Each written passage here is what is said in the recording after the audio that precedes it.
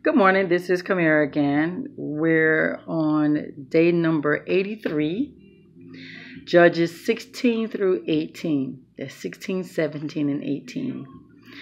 We last read off where Samson had destroyed a thousand Philistines.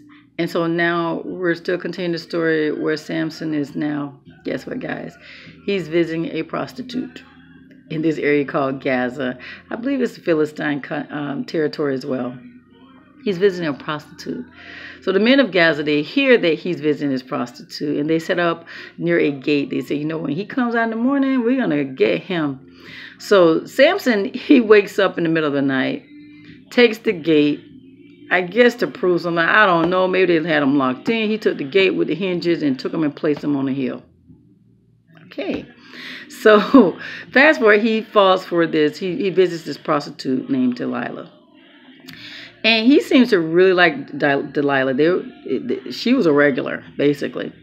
And so the men of that town had approached Delilah, and they asked her to help capture Samson. So these Philistines said, listen, these officials said, we'll give you 1,100 pieces of silver each if you help us capture Samson. And so what she did was she would ask Samson, where does your strength lie? And so he would give her these stories like, okay, if you bind my hands with these certain type of ribbons or what have you, then that takes away my strength.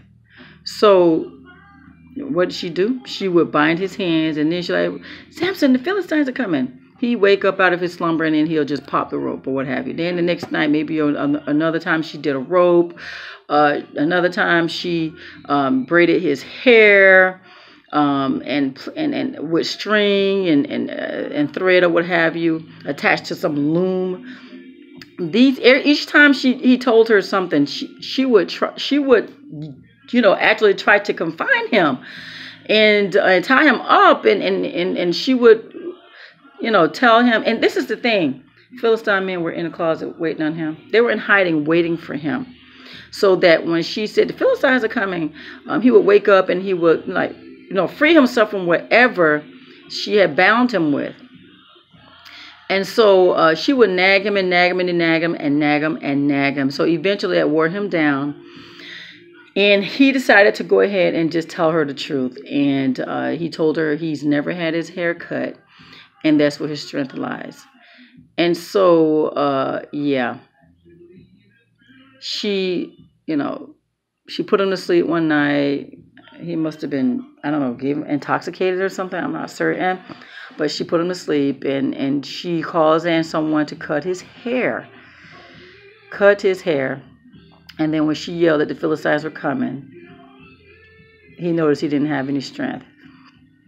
This story of Samson just had me thinking so much about how God will use our personalities. He will use use our abilities to accomplish what he wants to accomplish.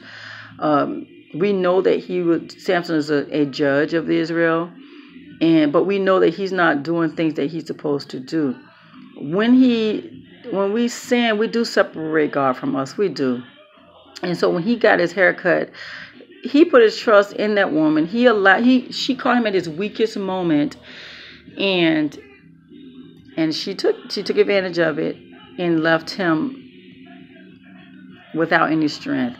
And so this is something we really have to pay attention to. We say, okay, Samson has to be a man of God or what have you, but look where Samson was. He was going places where he shouldn't have been going, doing things he shouldn't have been doing. And then he allowed himself to be put in a situation where he got weak. And so they take Samson and they gouge his eyes. And finally, they have this little celebration, and Samson's hair starts to grow back, but he still didn't have his strength. What he did do, though, was he eventually called on the Lord to give him strength one last time. And when he asked God for that strength one last time, they had brought him out to ridicule him. And he had asked the guards to place his hand on the pillars so that was holding up the people. And so that he can gain his strength, he asked them, can I just lean against these pillars or what have you? And when he did that, he asked God for strength. And that Samson was, that boy, no, he always sought vengeance. He did. He did. So look at his personality. And yeah, look at how this boy had a problem with women. I mean, the women he chose, they betrayed him. I'm just saying. And I don't know. So there you have it. God used his personality to accomplish what he wanted to. He killed 3,000, over 3,000 people with that last thing. And he also died himself. So yeah, Samson ruled for 20 years. And so the next thing they talk about is this guy, Micah. He created this idol. And we're talking, Micah was in the land of Ephraim. And he creates this idol.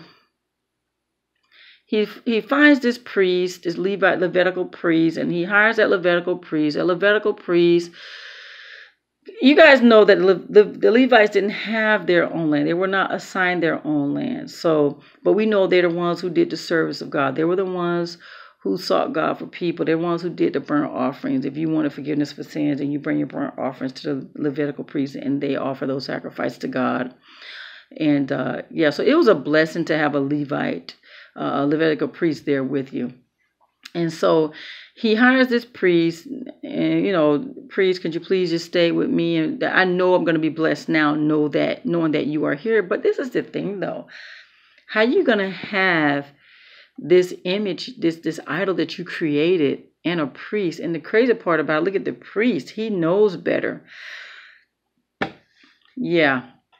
And so I find that these next books just shows you what was going on with the children of Israel. And it said also that there was no king, so people did what they wanted to do. There was no king. They had God, and they decided to do their own thing. Though you don't see God in the present, you don't see the physical form of God, he's still present. And so the children of Israel were taught not to follow other idols. Just because you don't physically see, the God, that doesn't mean he's not there. But look at the things they were doing.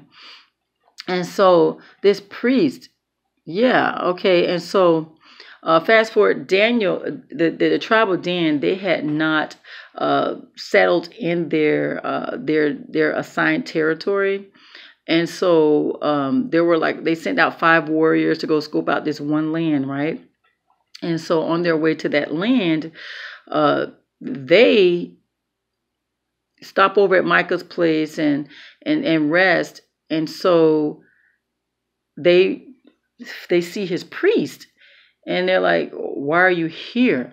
And so while they're there, they asked the priest to basically seek God for them, because they were going to go spy out some land. And so he went ahead and prayed, I guess, and just told and blessed them to be on their way. And so those 5 warriors did find land. They found a place where they could settle. And this place was pretty much, they reported back that it was a wealthy property, land. It was very fruitful, very fertile. And so when they reported back to the tribe of Dan, Dan went ahead and had 600 warriors to go so that they can capture that, they can take over that territory. And so before they got to that territory, the 5 warriors basically told the 600 warriors about the idol, about Micah's location. They rested Micah's location. They told the rest of the men about the idols. What do you guys think?